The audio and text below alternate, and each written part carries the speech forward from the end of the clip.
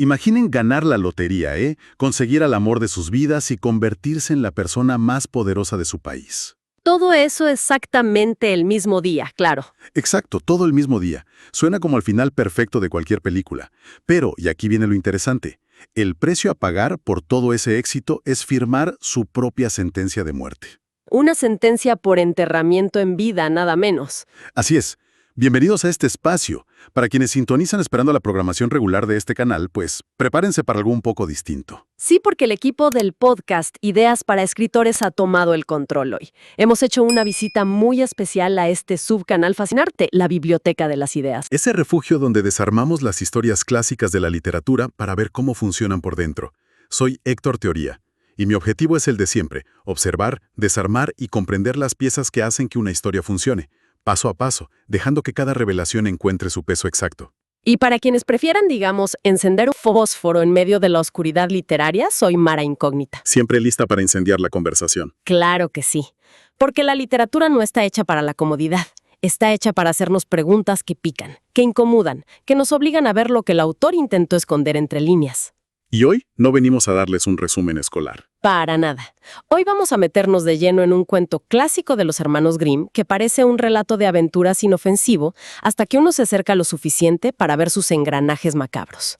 Hablamos de Las 3 hojas de la serpiente. Vamos a diseccionar por qué esta historia, escrita hace más de 200 años, sigue siendo un espejo aterrador de las relaciones tóxicas, la arrogancia del éxito y nuestra gran obsesión humana con burlar a la muerte.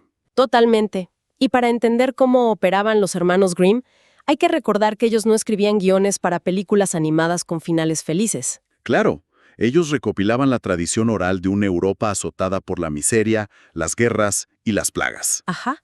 Por eso toda gran maquinaria narrativa de esa época necesita una chispa brutal para encenderse. Y nuestra historia comienza con una de las fuerzas más antiguas y poderosas de la humanidad: el hambre. Una necesidad muy básica. Sí, tenemos un joven, hijo único de un hombre tan pobre que apenas puede alimentarlo.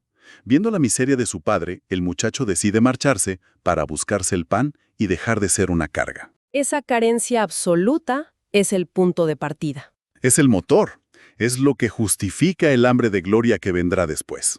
Y es un hambre literal que se transforma muy rápidamente en un hambre existencial, en pura ambición. El muchacho se alista en el ejército de un rey que está en medio de una guerra brutal contra un imperio inmenso. Una guerra que estaban perdiendo, por cierto. Exacto. Y aquí vemos el primer destello de la personalidad de nuestro protagonista. Cuando el general cae en combate y las tropas entran en pánico, dispuestas a huir, este joven no se esconde. No, él se planta en medio del caos. Se planta firme. Frena la retirada con un grito de lealtad impresionante, se lanza a la pelea y contra todo pronóstico estadístico o lógico, le da la victoria a su bando. Es un giro dramático que, si lo analizamos desde la estructura narrativa moderna, acelera el viaje del héroe a una velocidad absurda. O sea, se salta todos los pasos. Todos. El rey, dándose cuenta de que le debe la corona y el país entero a este soldado raso, lo asciende por encima de todos, lo llena de tesoros y lo nombra el primero del reino. Un salto cuántico de estatus. Es, literalmente, el equivalente actual de un chico que sale de su casa sin un centavo, funda una startup en su garaje y al mes siguiente vende la empresa por miles de millones y se convierte en el consejero principal del presidente. ¡Wow! Visto así es un ascenso mareante. Demasiado rápido. Y aquí radica un principio fundamental de la psicología que los autores capturaron a la perfección. El éxito tan repentino, tan meteórico, tiene un efecto secundario devastador. Ciega por completo. Exacto. Desactiva el radar para detectar el peligro. Te quita el instinto de supervivencia, porque, pues, empiezas a creer que el universo te debe victorias constantemente. Y esa ceguera nos lleva directamente al conflicto central. La princesa. La princesa. En este reino de riqueza recién adquirida, hay una princesa. Una mujer descrita como hermosísima, pero extremadamente caprichosa. Y con una condición muy peculiar para casarse. Peculiar es poco. Es una promesa oscura. El hombre que se convierta en su marido debe jurar que si ella muere primero, él será enterrado vivo en la misma sepultura. Una locura total. Su lógica es manipuladora a un nivel magistral. Ella dice que si de verdad la ama, ¿para qué querrá seguir viviendo sin ella? Una manipulación emocional de manual. Obviamente todos los pretendientes con un mínimo de sentido común habían salido corriendo. Todos. Todos menos nuestro joven héroe, que queda tan deslumbrado por su belleza que acepta firmar el contrato sin pensarlo. Es una decisión que desafía la lógica humana básica. Incluso el propio rey le advierte. Le pregunta si de verdad entiende la magnitud del juramento que está a punto de hacer. Sí, y el joven, envuelto en esa neblina de éxito reciente y pura atracción física, le responde que su amor es tan grande que el peligro no le asusta. Se casan con gran esplendor. Y el problema aquí es la romantización de la autodestrucción. Pero, si observamos bien la narrativa, esta es la parte donde la historia nos exige detenernos y mirar las consecuencias. Exactamente. Porque, a ver, es muy fácil culpar a la princesa por poner una regla tan sádica. Ella es claramente la villana obvia aquí. Pero yo pregunto, y apunto al centro mismo de las decisiones de este personaje, ¿y si el héroe es el verdadero problema? Ausa, no estoy seguro de seguirte ahí. ¿Me estás diciendo que la culpa recae en el príncipe por dejarse engañar? ¿O por su propia arrogancia? Pensemos en esto. Él acaba de conquistar ejércitos enteros, tiene el mundo a sus pies, pero su arrogancia, o una ingenuidad casi narcisista, le impide ver una señal de peligro que tiene el tamaño de un estadio. Eso suena un poco a culpar a la víctima. Digo, la princesa es la que exige un sacrificio humano para casarse. Él solo actúa bajo una lealtad, aunque mal dirigida. No, no se trata de culpar a la víctima de su trágico final. Se trata de analizar esa hubris, ese orgullo desmedido de los héroes griegos. En la narrativa, los autores castigan a los personajes que creen estar por encima de la mortalidad. O sea que él cree que las reglas no aplican para él. Exacto. El príncipe cree que la mala suerte no lo va a tocar. Es como esas personas que hoy en día ven enormes banderas rojas en una relación tóxica. Control absoluto, demandas irrazonables, aislamiento. Y deciden ignorarlas por completo. Sí, las ignoran porque sienten que su amor o su capacidad de sobreponerse a todo es especial. Su propia impulsividad es lo que sella su destino. Es un pacto suicida disfrazado de romance. Y el héroe lo firma con una sonrisa, creyendo que su racha de suerte es invencible. Visto desde ese ángulo de la ceguera voluntaria, la verdad es que tiene mucho sentido. Y la arquitectura de la historia no perdona esa ceguera. El destino cobra la deuda muy pronto. La tragedia golpea cuando menos lo esperan. Así es, la princesa contrae una enfermedad grave, la ciencia de la época falla por completo y ella muere. En un abrir y cerrar de ojos, el cuento de hadas se evapora. Y el rey no duda. Para nada. Aquí entra la psicología del rey. Como gobernante, actúa como un juez implacable que honra los contratos por encima de la piedad o los lazos familiares. Manda poner centinelas en las puertas de la cripta real. Llega el día del funeral. El cuerpo de la princesa baja a la tumba y el príncipe es conducido tras ella. La puerta de la cripta se cierra a piedra y lodo. Es una transición magistral. Pasamos de un relato épico de caballería a un thriller de terror psicológico asfixiante en cuestión de un párrafo. Y la ambientación es brutal. Imaginen la claustrofobia de esa escena. Estar vivo, respirando, encerrado bajo toneladas de roca, sentado junto al cadáver de la persona que supuestamente amas. Pero que ahora es el ancla literal que te arrastra a la asfixia. Paremos un segundo y miremos cómo está decorada esa tumba, porque esto es narrativa visual pura. Ajá. Junto al féretro hay una mesa. Sobre ella, los sepultureros han dejado 4 velas, 4 gasas de pan y 4 botellas de vino. Eso no es casualidad. Claro que no. Ese número, el 4, no le dejaron un barril gigante de vino o un saco de trigo indeterminado. Le dejaron unidades exactas, finitas, contables. La luz, el alimento y la bebida están fraccionados. Es la materialización física de una cuenta regresiva. El autor nos está mostrando, sin decirlo directamente, cómo cada día el príncipe come solo un pedacito minúsculo de pan y bebe un sorbo casi invisible de vino. Viendo cómo la muerte se acerca inexorablemente con cada centímetro de cera que se derrite. Es una tortura psicológica diseñada con una precisión milimétrica. Nos hace sentir ese paso del tiempo subterráneo. Es la agonía de la espera llevada al límite absoluto. Y justo en medio de esa desesperación ocurre el incidente que fractura las reglas del mundo natural. El elemento mágico por fin aparece. De un rincón de la cripta sale una serpiente deslizándose directamente hacia el cadáver de la princesa. La reacción del príncipe es fascinante. Es puramente territorial e instintiva. Saca su espada, grita que mientras él esté vivo, la serpiente no tocará el cuerpo, y de un tajo la parte en 3 pedazos. Es un estallido de violencia nacido de la pura impotencia. Totalmente. Digo, no puede vencer a la piedra, no puede ganarle a la muerte ni al hambre, pero definitivamente puede destruir a este pequeño animal carroñero. Le devuelve el control por un segundo. Sin embargo, la naturaleza tiene mecanismos que el humano no comprende. Poco después de matar a la serpiente, aparece una segunda.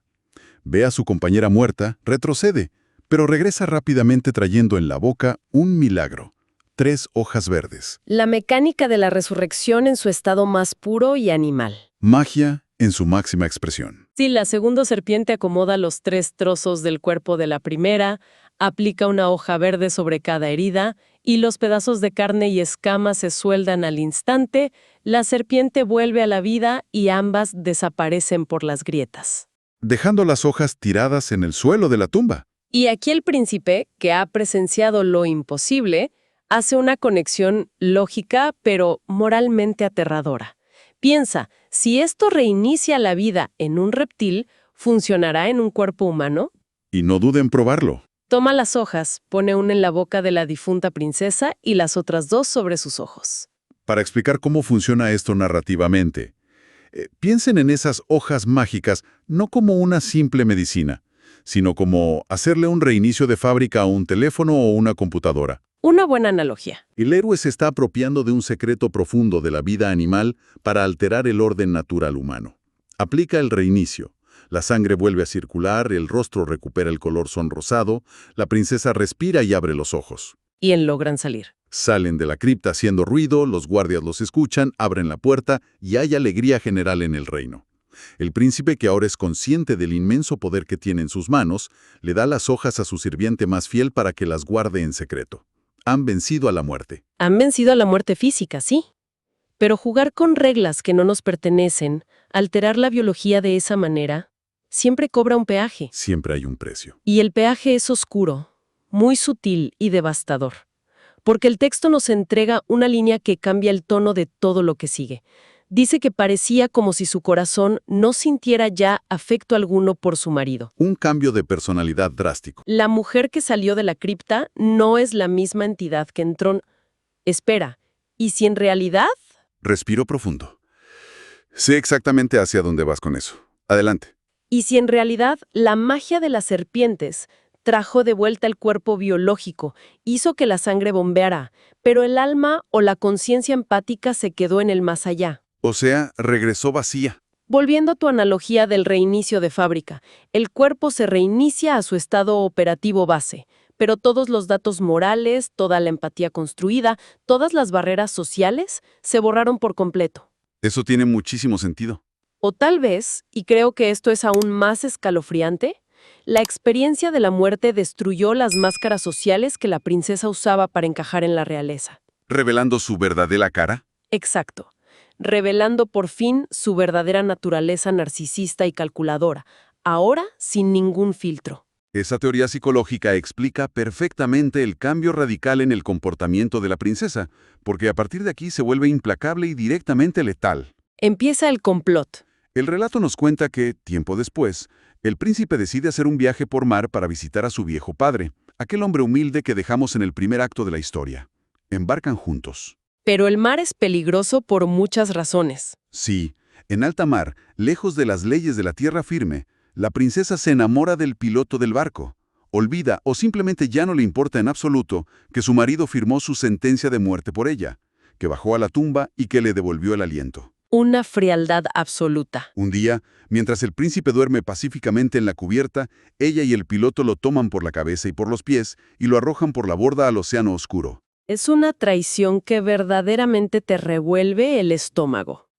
Y la planificación posterior es puramente política y maquiavélica. Ya tienen todo fríamente calculado. La princesa le dice al piloto que construirán una mentira perfecta. Le dirán al rey que el príncipe enfermó súbitamente y murió en el viaje. Además, ella promete usar toda su influencia para convencer a su padre de que el piloto fue un pilar de apoyo emocional. Para casarse con él. Exactamente, para que los case y lo convierta a él en el nuevo heredero del reino. Es la usurpación total.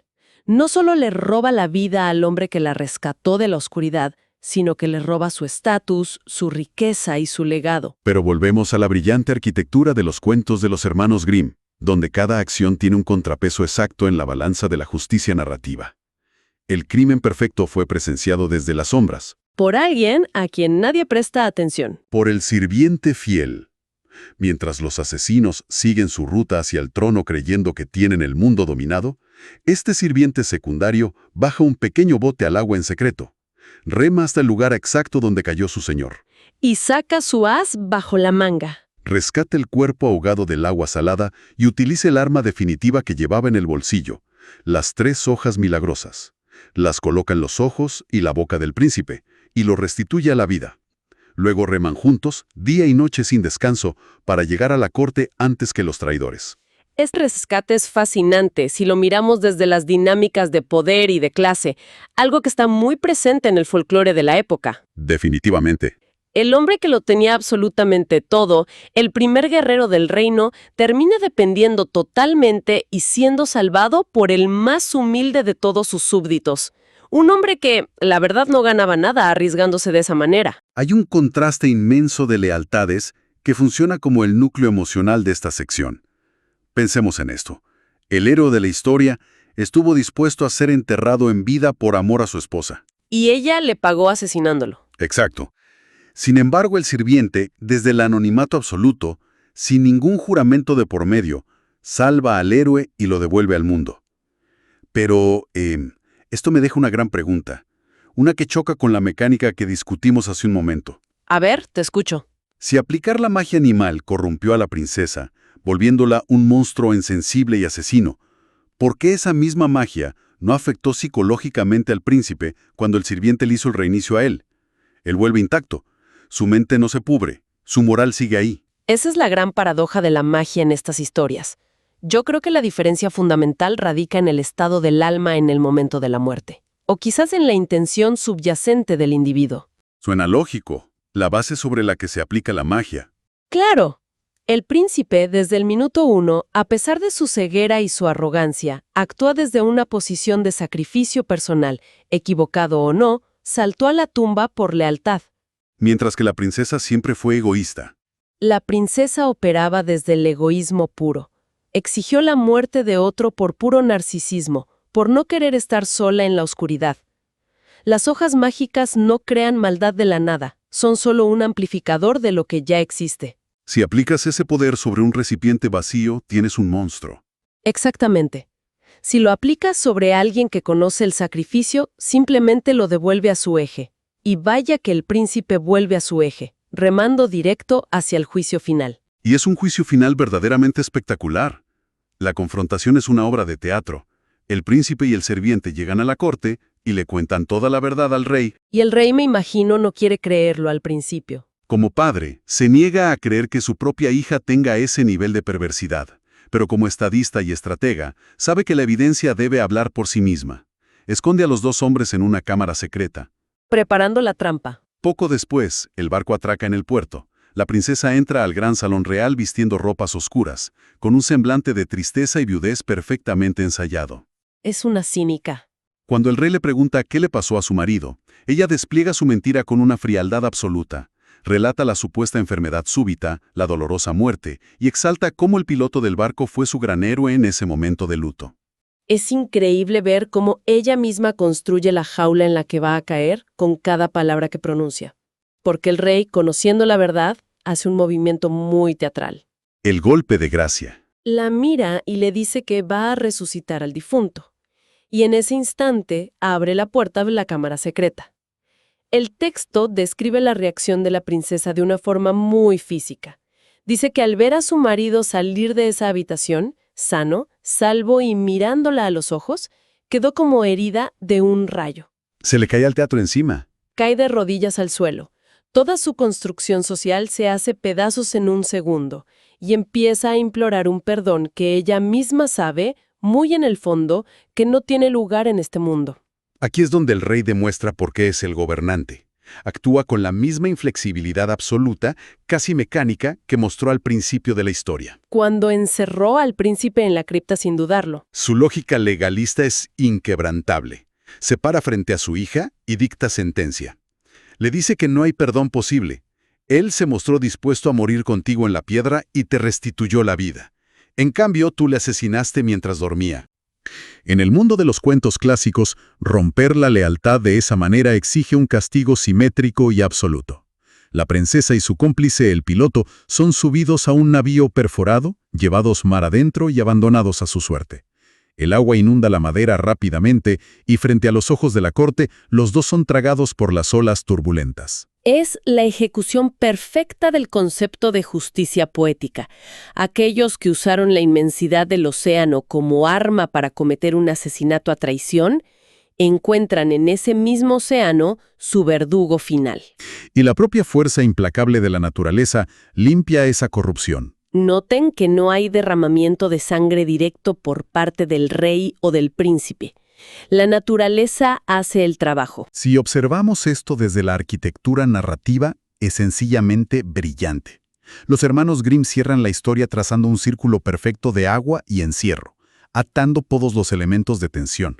Un círculo que castiga los crímenes de manera idéntica a cómo se cometieron. Analicemos la simetría de los horrores. En la primera mitad del relato, el príncipe experimentó el terror del encierro absoluto en la piedra de la cripta, esperando la asfixia. Luego, en la segunda mitad, fue lanzado al agua inmensa, al abismo sin límites, para morir ahogado. Y los villanos se llevan el combo de las dos cosas. Exacto. En el clímax, los traidores sufren una combinación magistral de ambos terrores. Encuentran su muerte en el océano infinito, sí, pero atrapados dentro de una prisión de madera que se va hundiendo lentamente hacia la oscuridad. Es un eco directo de la cripta del inicio. Pero esta vez, sin serpientes y sin hojas verdes mágicas que puedan revertir el proceso. Es un cierre mecánico y moralmente satisfactorio para los protagonistas principales. El orden social se restaura, la lealtad es recompensada con la vida y la traición es castigada con la misma moneda. Todo parece encajar perfectamente. Todo parece, ¿sí? Pero, y aquí es donde inevitablemente tengo que levantar la mano y señalar la fractura más grande, oscura e inquietante de todo este andamiaje literario. La historia nos distrae. Nos distrae con la justicia poética. Exacto.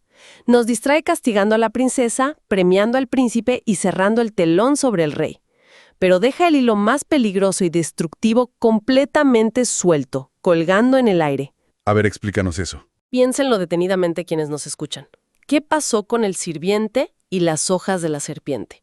La última vez que vimos al sirviente actuar, utilizó esas hojas para revivir al príncipe en el bote de rescate. Y las volvió a guardar. Esas 3 pequeñas hojas verdes, que tienen la capacidad de quebrar la barrera fundamental entre la vida y la muerte, que pueden hacerle un reinicio biológico a un ser humano, corromper almas y alterar el orden natural del universo entero. Esas hojas siguen existiendo. Es verdad, nadie menciona qué pasó con ellas. Y lo más aterrador de todo, las tiene guardadas en el bolsillo un personaje secundario, alguien de la clase baja que vive en las sombras, ignorado por el poder central. El control absoluto sobre la mortalidad está suelto. Libre, caminando por las calles sin ningún tipo de vigilancia ni restricción moral impuesta por la corona. Cuando uno llega a este punto final, es inevitable preguntarse quién fue realmente el ganador de toda esta tragedia. Una gran pregunta. ¿Fue el príncipe que recuperó su estatus? ¿O fue el humilde sirviente que ahora camina por el mundo con la clave de la inmortalidad escondida en su abrigo? ¡Wow!